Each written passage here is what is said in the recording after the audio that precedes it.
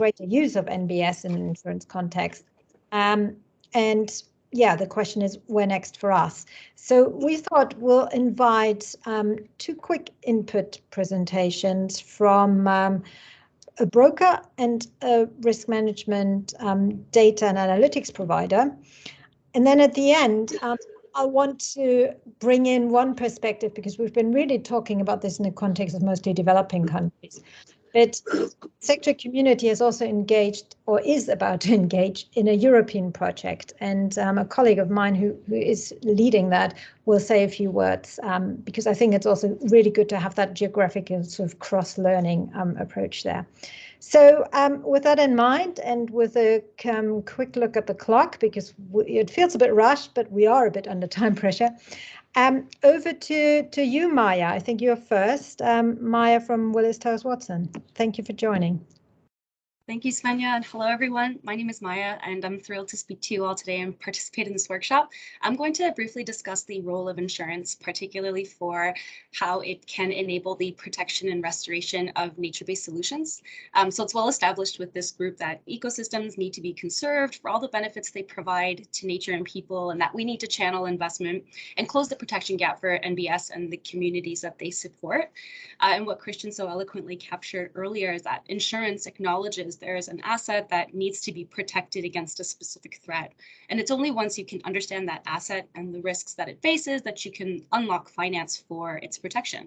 You can't really manage what you can't measure. So parametric insurance acts as a risk financing mechanism. It seeks to protect an asset, by paying out a pre-agreed amount to a policyholder based on a predefined event characteristic. And parametric insurance can be applied to NBS by protecting assets and investment for the conservation and maintenance of these ecosystems, as well as providing pre-funding and post-disaster recovery and rejuvenation. So for example, WTW and the Mesoamerican Reef, or MAR, Fund developed a parametric insurance program for the MAR region. It's the world's second largest reef ecosystem across Guatemala, Honduras, Belize, and Mexico.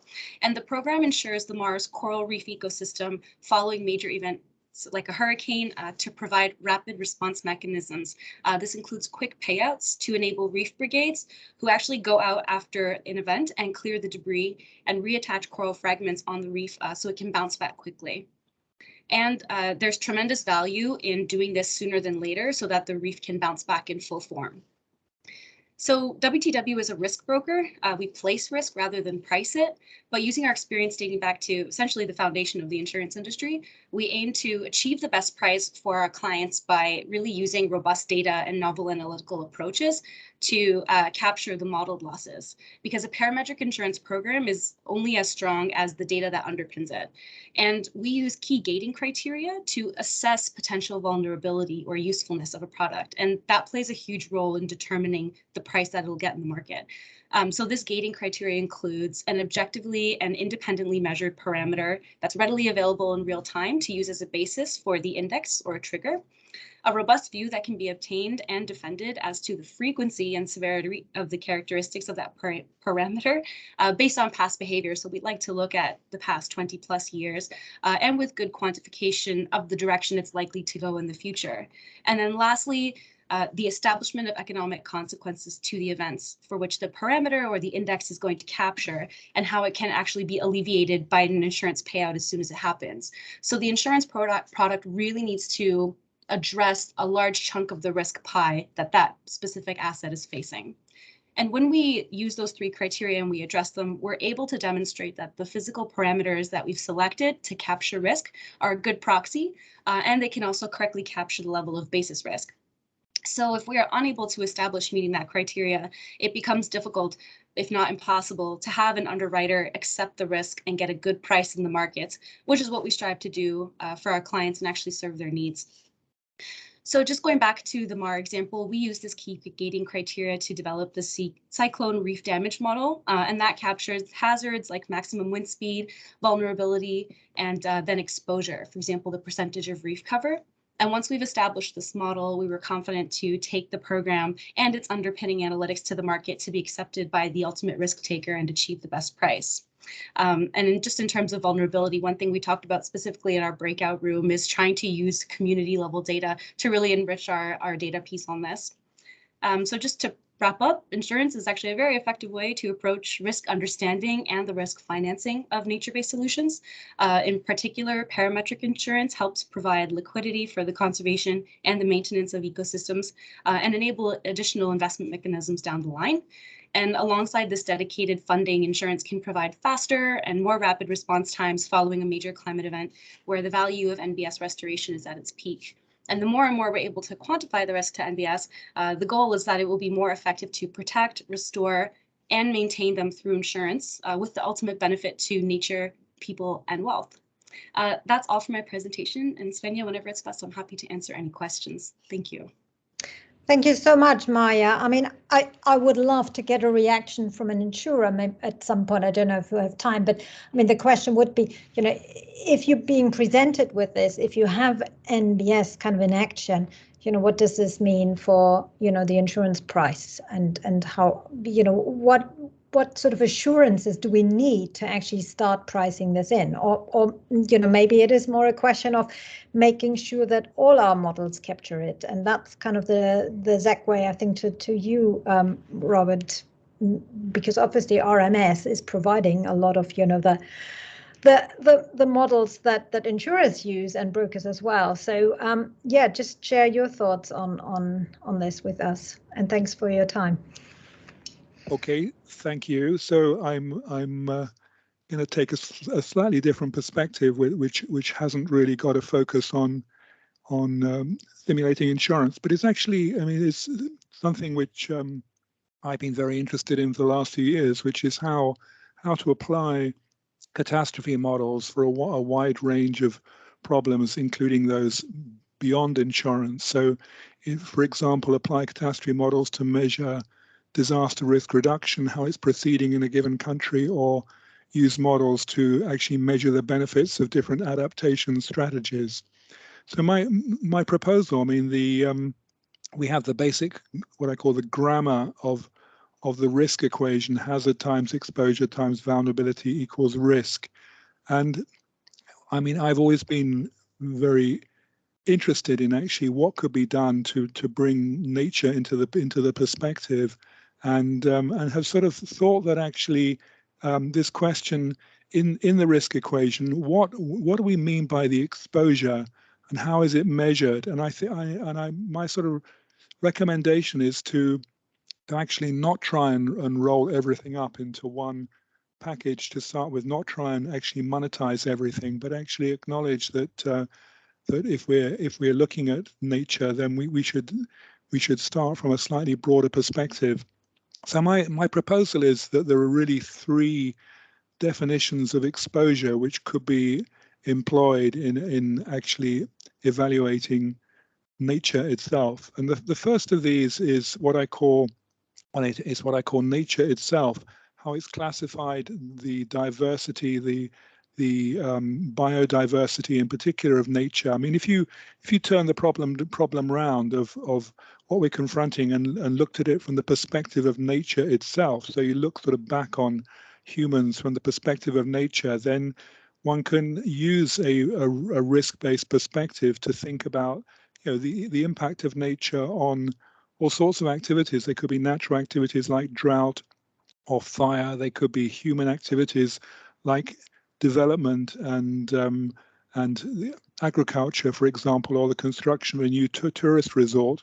And one perspective says, well, let's try and optimize how to ensure we're maximizing biodiversity, whatever the incident, if you like, against it. And so that's as I say, I think there are three perspectives. I mean, my recommendation is that we have all three of these perspectives running.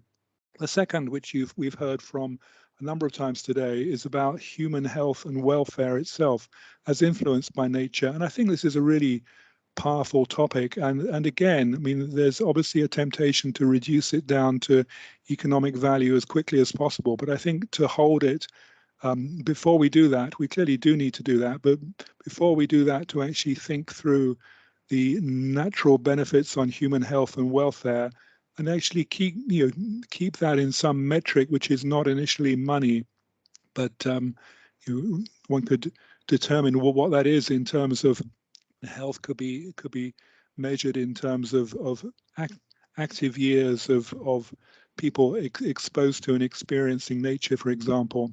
And the third of these, which obviously we've given more time to today, is the economic cost of degraded and urbanized nature. And yeah, Matt, we've had some fascinating perspectives today, I think, on lots of different views of actually of what these economic costs are and how they should be measured.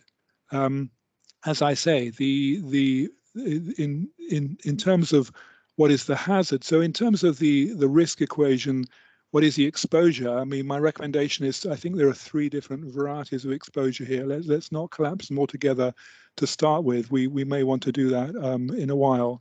And if we think through what is the hazard, as I've mentioned, we've been looking at human-induced climate, droughts, heat waves, fires, sea level rise, bleaching, and rapacious development, expanded agriculture, deforestation are all hazards as well. And actually, we should be applying those in our risk equation too.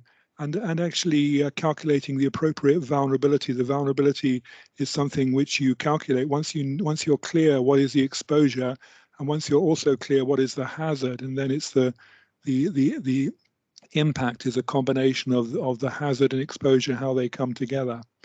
And I think I will leave it at that. I mean, I'm strictly a one slide. I realize this is sort of more of a provocation than helping you actually price insurance products. But I mean, I do feel that nature is a bit different, and collapsing it into an economic commodity is something you may be forced to do, but actually to preserve it in slightly different dimensions is actually quite a helpful perspective. So thank you for the opportunity to stand on my soapbox and propose this. Cheers. Well, thank you so much, Robert. And I think this is really useful, because we are thinking about what to do next. What are the inputs that we can take forward in the sector community? So I think this is really useful. I would like to invite very quickly Jaro Musiak to give us some very quick reactions, but also then to say what it is we're going to do on this in the European context before we come to a close. Jaro, I think particularly that last point about what is actually nature and how do we quantify? That probably resonates quite well with you. But if you can just very briefly say something about naturance and what we're going to do. Thanks. Thank you very much, Swenja, and good morning, good afternoon to everybody. My name is Jaro Musiak. I'm working at Euro-Mediterranean Center on Climate Change, and if you allow me to, then I will first a little bit introduce the research project that Swenja mentioned. It is one of the research grants from Horizon Europe. It's a coordination and supporting action. That means we are going to look into the evidence, do desk and synthesis review. But we will have some time and some resources for doing innovation. And within this project, we have also innovation laboratories designed with a number of institutions.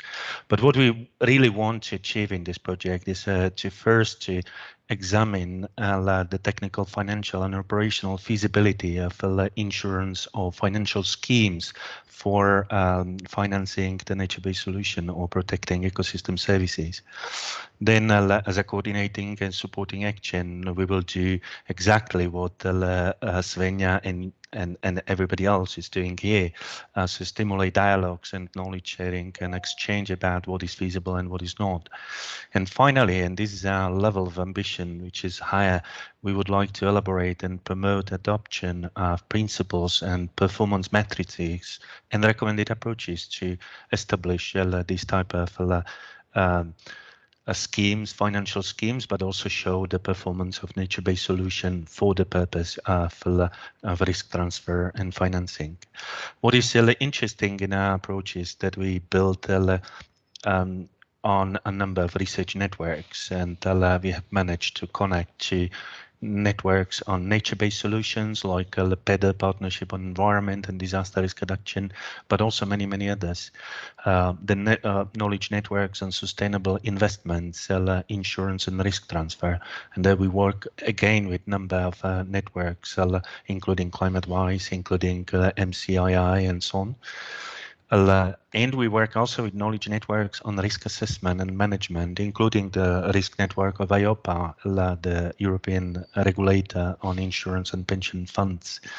Plus, we work with regions and communities. That means knowledge networks that bring together the representative of the regions and communities across Europe or across the globe, and via working with those and across the knowledge network, we hope to gather the evidence, do a proper review of what we know and what we don't, and eventually promote the adoption of common standards like the IUCN standard on green bond or something similar. So this is our ambition. And then getting back to your question, thank you very much for that. I very much enjoyed Robert's view on and shifting the view what we're doing. From my perspective, and that would be probably very narrow, the nature-based solution in many cases is already factored in the risk assessment and factored in the existing insurance schemes.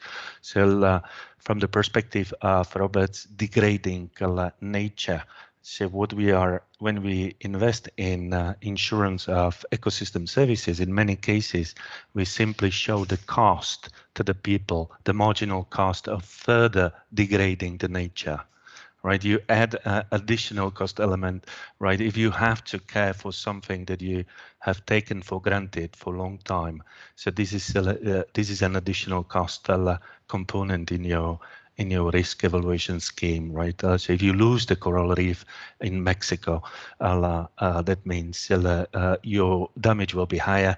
In order to repair the coral reef, if you care for it, then that is associated with cost as well. So it's interesting. It might be interpreted from different perspective, but it is something. Listening to Robert, I mean, we take nature for granted and the ecosystem services for granted, but probably because of climate change, but because of the changing the Anthropocene, attitudes towards nature, part of this, what we have taken for granted is not there anymore. And that might come with a big surprise when the next disaster happens. Thank you. Okay, well, thank you, Yaro. And I think, fair to say this project is going to start in the autumn, and the InsuResilience sector community will contribute. So there's another opportunity to take also a lot of the learnings that were shared and look at innovation. We have overrun already. I just want to thank everybody and also pass back to Leah, because this idea of what do we